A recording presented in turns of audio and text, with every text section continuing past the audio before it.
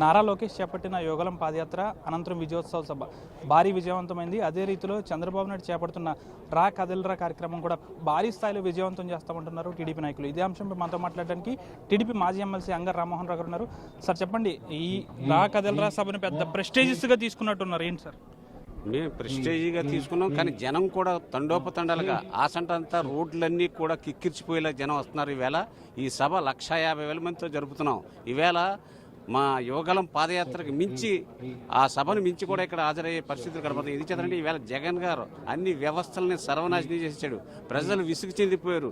ఈ ఇతన్ని ఎప్పుడు వదిలించుకుందామని చూస్తున్నారు. ఈవేళ సాక్షాత్ వాళ్ళు ఎమ్మెల్యేలే ఒక్కడ మిగిలే పరిస్థితి లేదు. విజయసాయి రెడ్డి సజ్జలో మిగులుతారు తప్ప పార్టీలో ఎవడో పోటీ చేయడానికి కూడా రావట్లేదు. ఆయన కట్టేమన్నా డిపాజిట్లకు కానీ లేకపోతే ఆయన పెడుతున్న షరతులకు చంద్రబాబు నాయుడిని పవన్ కళ్యాణ్ని తిడితేనే సీట్లు ఇస్తామంటే ఇవన్నీ కూడా భరించలేని పరిస్థితులు ఈవేళ పెద్దవాళ్లే.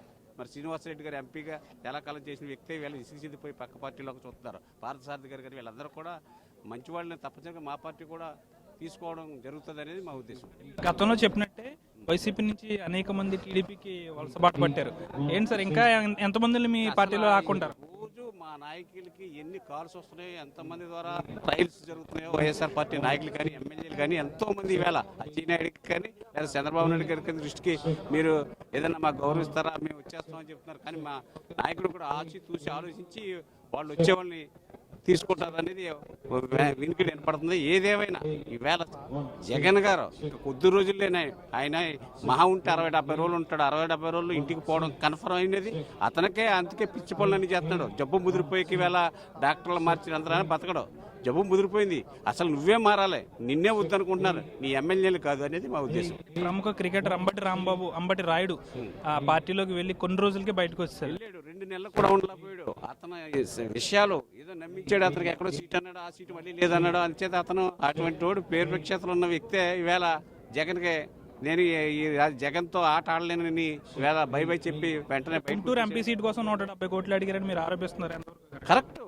గుంటూరే కాదు, ఈవేళ మాగంటి శ్రీనివాసరెడ్డి గారిని కూడా ఒంగోలు ఎంపీకి 180 కోట్లు డిపాజిట్ చేయమన్నారని వాళ్ళ ద్వారానే ఈ వార్తలన్నీ వచ్చినాయి. ఇది ఖచ్చితంగా ఇవాళ 100 కోట్లు ఈ డిపాజిట్ చేసి ఈ రాష్ట్రాన్ని నాశనం చేసి వాళ్ళకి వాల్యూ ఇవ్వకుండా, కనీస గౌరవం ఇవ్వకుండా, వాళ్ళకి అపాయింట్మెంట్ ఇవ్వకుండా మమ్మల్ని చూడనివ్వండి బాబు ఒకసారి అని పార్థసారథి గారు, మాణిక్య వరప్రసాద్ గారు జగన్ అనే వ్యక్తిని చూడనివ్వండి, ఒకసారి చూడాలని ఉందని అంటున్నారంటే ఆ పార్టీలో ఉన్న నాయకుల పరిస్థితి ఏ విధంగా ఉన్నది మనం అర్థం చేసుకోవచ్చు. ఉమ్మడి జిల్లాలో 15 సీట్లలో ఎన్ని సీట్లు మీ టార్గెట్గా పెట్టుకున్నారు?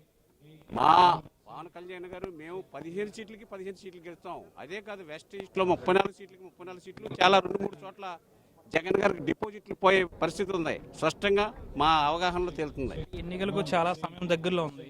ప్రజల్లోకి ఏ విధంగా వెళ్ళబోతున్నారు? ప్రజల్లోకి చంద్రబాబు నాయుడు గారు వస్తే ఈ రాష్ట్రాన్ని అన్ని రంగాల్లో ముందుకు తీసుకెళ్తాడు, సంపద సృష్టించగలడు, ఇలా అడుక్కుని రాష్ట్రంగా తయారు చేసే పరిస్థితి లేదు, పరిశ్రమలు తీసుకురాగలడు, యువత భవిష్యత్తు కాపాడగలడు. హైదరాబాద్లో చేసి చూపించాడు. హైదరాబాద్ సిటీ ఈవేళ 60,000 కోట్ల ఆదాయం వస్తుందంటే దానికి కారణం చంద్రబాబు నాయుడు గారు. అందుచేత ఈ వ్యవస్థలో ఎన్నో కుట్రలు చేయాలనుకున్నారు జగన్. ఎవరో కేసీఆర్తో వీళ్ళతో కలిసి కేసీఆరే పోయాడు. ఈవేళ రేవంత్ రెడ్డి, ఈవేళ మరి షర్మిల గారు కూడా ఈయన్ని సమస్యల పట్ల విసిగి చెందిపోయారు జగన్ పట్ల. ఆవిడ కూడా ఇవాళ రోడ్డు ఎక్కింది.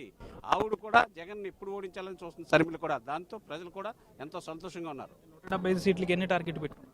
160 సీట్లు వస్తాయి ఈవేళ. స్పష్టంగా మాకు సర్వేలు చెప్తున్నాయి. ఇంకా ఎక్కువ వచ్చినా ఆశ్చర్యపోకలేదు. 160 సీట్లు వస్తాయి. ఇతను కేవలం 15-16 సీట్లకి పరిమితం అయిపోయే పరిస్థితులు విశ్లేషకులు అందరూ కూడా చెప్తున్న పరిస్థితి చూస్తున్నాం. జనాల స్పందన కూడా చూస్తున్నాం ఈవేళ.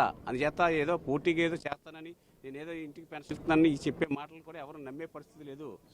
అందుచేత తప్పనిసరిగా మేము పూర్తి మెజార్టీతో గెలుస్తాం. మరిన్ని వీడియోస్ కోసం ఛానల్ ని సబ్స్క్రైబ్ చేయండి. లేటెస్ట్ అప్డేట్స్ కోసం వాట్సాప్ ఛానల్ ని ఫాలో చేయండి. అండ్ లింక్ డిస్క్రిప్షన్ లో ఉంది.